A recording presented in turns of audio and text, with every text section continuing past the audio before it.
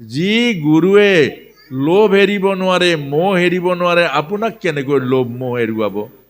গুৰু দুই প্ৰকাৰৰ আছে। হিৰণ্যকশিপু তপস্যালৈ গ'ল। এখন ভৰিৰ বুঢ়া আঙুলিটোৰ ওপৰত ভৰ দি হাত ওপৰত কৰি তপস্যা কৰিছে। হাজাৰ বছৰ তপস্যা কৰিছে। গাৰ মাংস সম্পূৰ্ণ শেষ হৈ গ'ল, গাঁৱৰ মাংস নাই, অকল হাড়টো আছে, জকাটো। প্ৰশ্নটো হ'ল, নোখোৱা নোবোৱাকৈ 1000 বছৰ তপস্যা কৰিছে, গাৰ মাংস নাই, জীয়াই কেনেকে থাকিলে? অৰ্থাৎ সেই সময়ৰ মানুহৰ প্ৰাণ শক্তি আছিলে মজ্জাৰ ভিতৰত। আজিৰ মানুহৰ প্ৰাণ শক্তি আছে অন্নৰ ভিতৰত। এতিয়া হিৰণ্যকশিপু তপস্যা কৰি থাকোঁতে ওম নমো ব্ৰহ্মদেৱায়, ওম নমো ব্ৰহ্মদেৱায়, এইটো তপস্যা। এতিয়া মন্ত্ৰ যেতিয়া দ্ৰষ্টা হয়, অৰ্থাৎ সিদ্ধি হয়, তেতিয়া সেই আবাহন কৰা দেৱতাজন আহিব লাগিব, এইটো নিয়ম। কাৰণ চব দেৱতাও নিয়মত বন্দী, ভগৱান স্বয়ং নিয়মত বন্দী। ভক্তই যদি ভগৱানৰ নাম লয়, ভগৱান আহিব লাগিব। এতিয়া ব্ৰহ্মা আহিলে, এইফালে মন কৰি আছেনে? এইফালে মন কৰক। ব্ৰহ্মা আহিলে, ব্ৰহ্মা আহি কমণ্ডলুৰ পানী ছটিয়াই দিলে, পুনৰ বজ্ৰময় শৰীৰ আকৌ গঠন হ'ল। তেতিয়া সুধিলে, তই ইমান কঠোৰ তপস্যা, কঠোৰে, গাৰ মাংস শেষ হৈ গৈছেগে, অকল জকাটো আছে, তে ইমান কঠোৰ তপস্যা কিয় কৰিছ? কি লাগে তোক? বোলে পিতামহ, যদি মোৰ প্ৰাৰ্থনাত সন্তুষ্ট হৈছে, মোৰ প্ৰতি সদয় হৈছে, তে মোক অমৰ বৰ দিয়া। কথাখিনি লৰচৰ নকৰিব, ধ্যান দি শুনিবলৈ যত্ন কৰক। যেতিয়া ক'লে অমৰ বৰ দিয়া, তে ব্ৰহ্মাই ক'লে, ময়ো অমৰ নহয়, মই অমৰ বৰ দিব নোৱাৰো। মনত ৰাখিব, যি গুৰুৱে ঈশ্বৰ দেখা নাই, সি আপোনাক দেখুৱাব নোৱাৰে, মনত ৰাখিব। সেইকাৰণে গুৰু গ্ৰহণ কৰোঁতে বিচাৰি গ্ৰহণ কৰিব, পৰীক্ষা কৰি গ্ৰহণ কৰিব, যধে মধে গুৰু নল'ব। ভাৰতৰ হাততো আছে অনেক দোকানী, নিচিনি কিনিলে মিলিব বিঘিনি। গুৰুজনাই লিখিছে, এনেই লিখা নাই। যি অমৰ নহয়, সি অমৰ বৰ দিব পাৰিব জানো? হিৰণ্যকশিপুৰ এইটো প্ৰথম ভুল হ'ল। কয়া ধুৱে বুজিছিলে, স্বামী সেৱাৰ কাৰণে নকলে। আৰু খং উঠি থকা মানুহক বুজাই লাভ নাই, সি বুজালেও নুবুজে। অহংকাৰ আহি থকা মানুহক বুজাই লাভ নাই, বুজালেও নুবুজে। তাৰ পাছত লাগি থাকিলে লাভ নাই, আপোনাৰ গোটেই আয়ুস যাব, সি নিবুজিব। আমাক বুজাইছে। সেইকাৰণে অহংকাৰী অভিমানী মানুহক এদিন নিজে বুজাব, নিজেই বুজিব। এতিয়া হিৰণ্যকশিপুৱে গৈ ব্ৰহ্মাই যেতিয়া ক'লে, অমৰ বৰ মই দিব নোৱাৰো, মই নিজে অমৰ নহয়। যি গুৰুৱে লোভ এৰিব নোৱাৰে, মোহ এৰিব নোৱাৰে, আপোনাক কেনেকৈ লোভ মোহ এৰুৱাব? গুৰু দুই প্ৰকাৰৰ আছে, এক হ'ল বৃহস্পতি, এক হ'ল শুক্ৰাচাৰ্য। শুক্ৰাচাৰ্য দৈত্যৰ গুৰু, তও খা ময়ো খাওঁ, তোৰো হওক মোৰো হওক, এইটো দৈত্য গুৰু। আৰু বৃহস্পতি গুৰু নহয়, বৃহস্পতি গুৰু হ'ল পৰমাৰ্থ। অহংকাৰ হলে গুৰুৱে এৰি থৈ গুচি যাব, লেনদেন নকৰে। ইয়াক বৃহস্পতি গুৰু, দেৱগুৰু। ষষ্ঠ স্কন্ধ ভাগৱতত সেই কথাটোৱে, দেৱগুৰু ইন্দ্ৰৰ এৰি থৈ গুচি গ'ল বৃহস্পতিয়ে, সেইকাৰণে স্বৰ্গৰাজ্য নষ্ট হৈ গ'ল। এই কথাটোকে বুজাইছে। শেষত গৈ ক'লে এতিয়াতো ভুল হৈ গ'ল, ইমান বছৰ হাজাৰ বছৰ সাধনা কৰি ব্ৰহ্মা আহিলে, তেতিয়া ক'লে অইন বৰ কিবা এটা ল। হিৰণ্যকশিপুৱে চিন্তা কৰিলে অমৰ বৰ নহ'লেতো মোৰ কাম নহ'ব, তেতিয়া এটা বুদ্ধি লগালে। আপোনাক মোক কৈছে বুদ্ধি কৰি জীয়াই থাকিব নোৱাৰে, ঈশ্বৰৰ কৃপাত জীয়াই থাকে মানুহ, ভুল নকৰিব। আমাৰ খাদ্য ভাল খাওক, চিন্তা ভাল কৰক, মেডিচিন বিচাৰ বিচাৰ টিভিৰ ওচৰত বহি নাথাকিব। কোনো ডক্তৰে আপোনাক জীয়াই ৰাখিব নোৱাৰে, ডক্তৰো মৰে। বেমাৰ হোৱাৰ পাছত চিকিৎসা কৰিম বুলি ভাবি নাথাকিব, বেমাৰ নোহোৱা ব্যৱস্থা কৰক। খং ৰাগ বেছি নকৰিব, ডায়েবেটিছ হ'ব। অহংকাৰ অভিমান বেছি নকৰিব, হাই প্ৰেছাৰ বেছি হ'ব। শ্ৰদ্ধা ভক্তিৰ ক্ষেত্ৰলৈ যাওক, সৎসংগ কৰক, প্ৰাণ ভৰি নাম গাওক। এতিয়া আপোনালোকে দেখিছে এয়া হ'ল আনন্দ। আপোনাক মোক কৈছে আজি ইয়াত প্ৰাণ পাইছে, আয়ুস বাঢ়িছে, হৃদয়ত শুই থকা ঈশ্বৰ জাগিছে। ঈশ্বৰ মানে কি? ঈশ্বৰ কৃষ্ণ সচ্চিদানন্দ পৰম বিগ্ৰহ, সচ্চিদ আৰু আনন্দ। আৰু আমাৰ ভিতৰত থকা সচ্চিদ আনন্দ যেতিয়া জাগৰিত হৈ যাব, গোপী ভাৱনা যেতিয়া আহিব, গোপালক হৃদয়ৰ মাজত পাব, আৰু বৃন্দাবনৰ মহাৰাস আমাৰ হৃদয়ৰ মাজত চলিব। এই কথাবোৰে আমাক বুজাইছে, মনত ৰাখিব। আপোনাৰ মোৰ মাজতে সৌভাগ্য আছে, কিন্তু আপুনি জগাব নাজানো। আপোনাক আকৌ কৈছো যে ভাগৱতলে নামলে যেতিয়া মাতে তেতিয়া আহিব, যেতিয়াই তেতিয়া আহি থাকিব। আপোনাক ৰিচিপশ্যন নকৰিলেও বেয়া পাব, চাহ নোখালেও বেয়া পাব, চাহৰ কাৰণে গাঁওখনৰ মানুহখিনি ৰখি থাকিব লাগিব, শুনাৰ পৰা বঞ্চিত হয়। গতিকে আপোনাক মিনতি কৰিছোঁ, পৰিৱৰ্তন কৰক, সৎসংগলৈ আহক, লাভ লওক, সৎসংগলৈ আহক, সৎ কথা শুনি জীৱন ধন্য কৰক। আৰু সৎসংগলৈ আহি আপুনিও নুশুনিব, আনেও শুনিব নোৱাৰিব। আৰু সেইকাৰণে এই কথাখিনি কিছু চিন্তা কৰক। এতিয়া ব্ৰহ্মাক ক'লে তেতিয়াহ'লে এনেকুৱা এটা বৰ দিয়া পিতামহ, দিনত নমৰো, ৰাতি নমৰো, অস্ত্ৰত নমৰো, শস্ত্ৰত নমৰো, পানীত জলত নমৰো, স্থলত নমৰো, আৰু তুমি সৃষ্টি কৰা কোনো প্ৰাণীৰ হাতত নমৰো। আৰু লগে লগে ক'লে তথাস্তু। ব্ৰহ্মাই জানে জাতস্যহি ধ্ৰুৱ মৃত্যু, ধ্ৰুৱ জন্ম মৃত চচা। ভগৱান কৃষ্ণই নিজ মুখে ভগৱত গীতাত লিখিছে, জন্মিলে মৰিবি। কেনেকে মৰিবি ঈশ্বৰে জানে।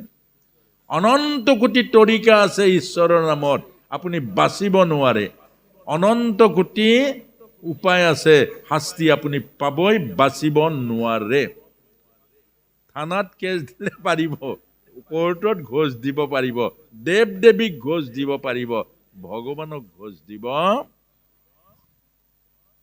লগে লগে ক'লে তথাস্তু। হিৰণ্যকশিপু খোজ হ'ল, ব্ৰহ্মায়ো মুকলি হ'ল, আৰু ব্ৰহ্মা গুচি গ'ল। আৰু তাৰপিছত হিৰণ্যকশিপুৱে আনন্দত আত্মহাৰা হ'ল। কি আনন্দ? অমৰ বৰ মই লাভ কৰিলো। প্ৰথম কাম কি? ভগৱানক বিচাৰি যোৱা। ভগৱানক বিচাৰি গ'ল। ভগৱানক বিচাৰিলে স্বৰ্গ মৰ্ত্য পাতাল বৈকুণ্ঠ পালে, ভগৱান নাই। কেলে? ভগৱানে হিৰণ্যকশিপুৱে ভাবিলে মই যেতিয়া অমৰ বৰ পালো, ভগৱান হাত ফেল কৰি মৰি থাকিলে। অৰ্থাৎ ভগৱানক হিৰণ্যকশিপুৱে কিয় নাপালে? বৰ ডাঙৰ কথা, ক'বলৈও ভাল নালাগে, ক'বলৈও ভাল নালাগে। আপুনি মই পাইছোঁ নাই ভগৱানক? আপুনি মই ভগৱানক পাইছোঁ নাই? নাই পোৱা। আপুনি মই কিয় পোৱা নাই? তাৰমানে আপুনি মই হিৰণ্যকশিপু, হিৰণ্যকশিপুৱে নাপালে, হয় নহয়? আচ্ছা, প্ৰহ্লাদে চবতে দেখিছেন নাই? দেখিছে।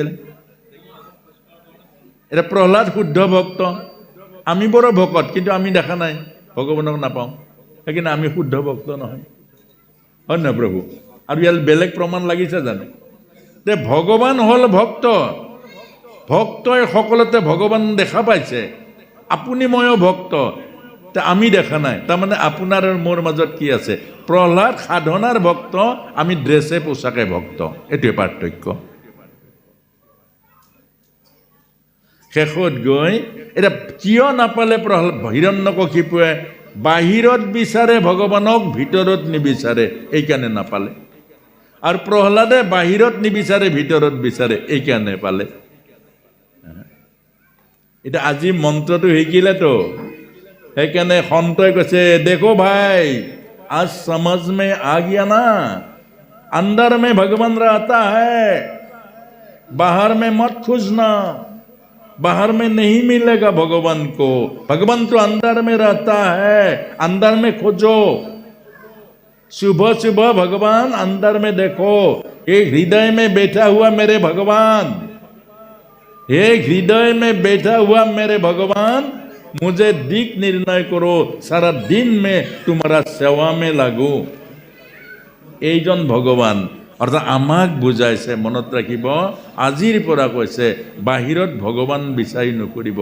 আকাশ ভগৱান, বতাহ ভগৱান, হাৱা ভগৱান, পানী ভগৱান। সেইকাৰণে বস্ত্ৰহৰণ লীলাত ভগৱানে গোপীক কৈছিলে যে বাহিৰত কোনোবাই দেখিব বুলি আহিবলৈ লাজ কৰিছা, পানীত মই নাই, জলৰূপী নাৰায়ণ মই জলতে আছো। জলৰূপী নাৰায়ণ মই জলত আছো, আকাশৰূপী নাৰায়ণ মই আকাশ মোৰ ব্যাপক হৈ আছো। এই বায়ু হ'ল ভগৱান আৰু মই বায়ুৰূপে ভগৱান আছো। ক'ত ভগৱান নাই? ক'ত ভগৱান নাই? ইদং ব্ৰহ্মময় জগত। আৰু শেষত গৈ ঘূৰি আহিলে, প্ৰহ্লাদক কোলাত বহুৱাই দিলে, প্ৰহ্লাদক কোলাত বহুৱাই দিলে। কয়া ধুৱে ক'লে, ইয়া তোমাৰ পুত্ৰ, ক্ষীৰৰ ধ্যান কৰিলে, মৰম কৰিলে, বুকুত সাৱটি ল'লে। শেষত গৈ পঠিয়ালে, সন্ধমৰ্কক মাতি আনিলে মাষ্টৰ, আৰু দুইজনকে দিলে যে শিক্ষা দিবৰ কাৰণে। আৰু প্ৰহ্লাদে গৰ্ভতে শিক্ষা পাইছে কি? শ্ৰীমন্নাৰায়ণ নাৰায়ণ নাৰায়ণ, শ্ৰীমন্নাৰায়ণ নাৰায়ণ নাৰায়ণ, শ্ৰীমন্নাৰায়ণ নাৰায়ণ নাৰায়ণ, শ্ৰীমন্নাৰায়ণ নাৰায়ণ নাৰায়ণ, শ্ৰীমন গাওক, অলপ অলপ গাওক। শ্ৰীমন্নাৰায়ণ নাৰায়ণ নাৰায়ণ, শ্ৰীমন্নাৰায়ণ নাৰায়ণ নাৰায়ণ, লক্ষ্মী নাৰায়ণ নাৰায়ণ নাৰায়ণ, লক্ষ্মী গাওক, ভালকে গাওক, ভাল পাব লক্ষ্মী নাৰায়ণ। লক্ষ্মী নাৰায়ণ নাৰায়ণ নাৰায়ণ, লক্ষ্মী। পিতৃয়ে দিয়া শিক্ষা গ্ৰহণ নকৰাৰ কাৰণে আমাৰ আজিকালি পিতৃবোৰো তেনেকুৱা, হিৰণ্যকশিপুৰ নিচিনা। তই ডক্তৰ হ'ব লাগিব, ডক্তৰত ঢেৰ পইচা আছে বপাই, যেনে তেনে ঘোচ ঘাচ দি হ'লেও 2 নম্বৰী কৰি হ'লেও তই ডক্তৰ হ'ব লাগিব। ওচৰৰ ঘৰত যাব নালাগে, দদায়ৰৰ ঘৰত যাব নালাগে, নামঘৰত যাব নালাগে, সৎসংগলৈ যাব নালাগে, অকল যিকোনো প্ৰকাৰে ডক্তৰ হ'ব লাগে পইচাৰ কাৰণে। আমি বৰ তেনেকুৱা বনাইছোঁ এতিয়া। এইটো হিৰণ্যকশিপু। আপোনাৰ ল'ৰাটো কিজানি স্বামী বিবেকানন্দ হ'বলৈ বিচাৰিছে, মনত ৰাখিব। আমি অকল টকাৰ পাছত দৌৰিছোঁ, ল'ৰা ছোৱালীক টকাৰ কাৰণে বলিদান কৰিছোঁ। দদায়কৰ ঘৰত যোৱা বন্ধ, সৎসংগলৈ যোৱা বন্ধ, কোনো সামাজিক কামত যোৱা বন্ধ, নামঘৰত যোৱা বন্ধ, অকল পৰ পৰ পৰ পৰ পৰ পৰ পৰ পৰ, টকা লাগে টকা লাগে টকা লাগে। আৰু সেইকাৰণে পাছত গৈ বাপেককো চোৱা বন্ধ, টকা খৰচা হ'ব। সেইকাৰণে আমাক বুজাইছে হিৰণ্যক্ষৰ স্বভাৱটো আজিকালি আমাৰ পিতৃ মাতৃসকলৰ হৈছে। শেষত গৈ হিৰণ্যকশিপুৱে মাৰিবৰ ব্যৱস্থা কৰিলে, হাতীৰে গছকালে নমৰিলে, জুইত দিলে নমৰিলে, টপত তেলত দিলে নমৰিলে, পাহাৰৰ পৰা দলিয়াই দিলে নমৰিলে। এতিয়া প্ৰহ্লাদ কেলে নমৰে বাৰু? আমাৰ এতিয়া শিক্ষিত ডেকাসকল আছে, আপোনালোকে ধৰ্ম এইকাৰণে বিশ্বাস নকৰে, আপোনালোকে এইটো এইটো বিশ্বাস নকৰে। কেলে নমৰিব? কেলে নমৰে কওক? অৰ্থাৎ প্ৰহ্লাদ হৈ থকা নাই, এই কাৰণে নমৰে। বাপেকে ইমান শাস্তি দিছে, খং উঠা নাই। বাপেকে ইমান শাস্তি দিছে, বেয়া পোৱা নাই। কেলে? যেতিয়া মানুহ বডি কনচিয়াছত থাকে, তেতিয়া মানুহ খং উঠে, তেতিয়া মানুহৰ ক্ৰোধ আহে, তেতিয়া মানুহে মৃত্যুবৰণ কৰে। যেতিয়া মানুহ সোল কনচিয়াছ হয়, আত্মাত থাকে, আত্মাৰ মৃত্যু নাই, আত্মাৰ জন্ম নাই, আত্মাৰ খং নুঠে, আত্মাৰ কোনো বিকাৰ নহয়। সেইকাৰণে আমাক আধ্যাত্মিকতা মানে হ'ল সোল কনচিয়াছ, আৰু ভৌতিকতা মানে হ'ল বডি কনচিয়াছ। এতিয়া আপোনাক সবে আৰু এটা প্ৰমাণ চাব পাৰে, বোলে এইটোতো শাস্ত্ৰই কৈছে, সঁচা হয় জানো? জীৱন্ত এজন মানুহ আছে বৃন্দাবনত, প্ৰেমানন্দজী মহাৰাজ। টিভিত ইউটিউবত চালেও চাব, নহ'লে গৈ বৃন্দাবনত গৈ চাই আহিব। 20 বছৰ এতিয়া কিডনী বিকল, 20 বছৰে কিডনী বিকল। কিডনী বিকল মানুহ 20 বছৰ চলি আছে, সুন্দৰকৈ চলি আছে। অৰ্থাৎ মনত ৰাখিব, দেহ মৰে, আত্মা নমৰে। আধ্যাত্মিক সাধনা হ'ল সেইটো। আজি যে ভক্ত সমস্ত আহিছে, আধ্যাত্মিক সাধনাৰ কাৰণে দেহ নমৰে, দেহ মৰে, আত্মা নমৰে। আত্মতত্ত্বক যিজনে পালে, আত্মতত্ত্বক যিজনে অনুভৱ কৰিলে, আৰু আত্মতত্ত্বত যিজন বিলীন হৈ গ'ল, সেইজনক মৃত্যু নাই। সেইকাৰণে ভাগৱত হ'ল অমৃত, ভাগৱতত আছে অমৰত্ব, আৰু এইটোৱে হ'ল আধ্যাত্মিক জীৱন। আৰু সেইটোৱে শেষত গৈ হিৰণ্যকশিপুৱে নিজৰ পুত্ৰ প্ৰহ্লাদক কৈছে, আৰে তই নমৰ কেলে? বোলে ভগৱানে ৰাখিছে। ভগৱান ক'ত আছে? বোলে প্ৰহ্লাদে, সকলোতে ভগৱান আছে। ইদং ব্ৰহ্মময় জগত। মই কিয় দেখা নাই? চকু থাকিলে নেদেখে, পোহৰ লাগিব। এই আন্ধাৰ ৰুম এটাত ভৰাই দিলে আপোনাৰ চকু আছে, দেখিব জানো? তাত লাইট জ্বলাব লাগিব, তেতিয়া দেখিব। চকু থাকিলে নেদেখে, চকুৰে নেদেখে, পোহৰেৰে দেখে। আৰু ভগৱানকো পোহৰেৰে দেখে। যি আধ্যাত্ম জ্যোতিৰে ভগৱানক দেখা পায়, এই চকুৰে নেদেখে ভগৱানক। এই চকুৰে স্থূল বস্তু দেখা পায়, এই স্থূল বস্তু ভগৱানত নপৰে। সেইকাৰণে শেষত গৈছে যে তোৰ ভগৱান সেই স্ফটিকৰ স্তম্ভটোত আছে নেকি? বোলে পিতা তাতো আছে। লগে লগে মাৰি দিলে, স্ফটিকৰ স্তম্ভ খণ্ড বিখণ্ড হৈ গ'ল। নিসিংহ মুৰাৰী ভয়ানক ৰূপে আবিৰ্ভাৱ হৈ গ'ল, গৰ্জন কৰি। বল নিসিংহ মুৰাৰী ভগৱান কি? ওপৰত সিংহ, তলত হ'ল ৰাতুল চৰণ। দুটা কিয় হ'ল? ওপৰত সিংহ, তলত ৰাতুল চৰণ। অৰ্থাৎ প্ৰহ্লাদৰ দৃষ্টি আছিলে চৰণত, আৰু হিৰণ্যকশিপুৰ দৃষ্টি আছিলে মৰণত। হিৰণ্যকশিপুৱে ভয়ানক ৰূপে ভগৱানক চালে, আৰু হিৰণ্যকশিপুৰ কাৰণে ভয়ানক ৰূপে আহি গ'ল। প্ৰহ্লাদে সেই ধ্বজ ব্ৰজ জব অংকুশ পদ্ম চৰণ দৰ্শন কৰি আছিলে, প্ৰহ্লাদৰ কাৰণে সেই চৰণ আহিলে। অৰ্থাৎ আপোনাৰ যেনেকুৱা দৃষ্টি, সৃষ্টিখনো তেনেকুৱাই। আপোনাৰ চকুত যদি কৃষ্ণময় কাজল লগাই থৈছে, চবতে কৃষ্ণ দেখিব, চবতে আনন্দ পাব। আৰু আপোনাৰ দৃষ্টিত যদি ক্ৰোধ লগাই ধৰিছে, চবতে খঙে উঠিব আপোনাৰ চালে। সেইকাৰণে আমাক কৈছে, যেনেকুৱা দৃষ্টি তেনেকুৱা সৃষ্টি। এই জগতখনত কোনো কালাৰ নাই, ৰং নাই। আপোনাৰ মোৰ চকুৰ ৰঙেৰে জগতখন দেখিছোঁ। সেইকাৰণে আপুনি মই বিচাৰ কৰিছোঁ, এইজন বেয়া, এইজন ভাল, এইজন অমুক, এইজন তমুক, যে আমাৰ দৃষ্টিবোৰ শুদ্ধ নহয়।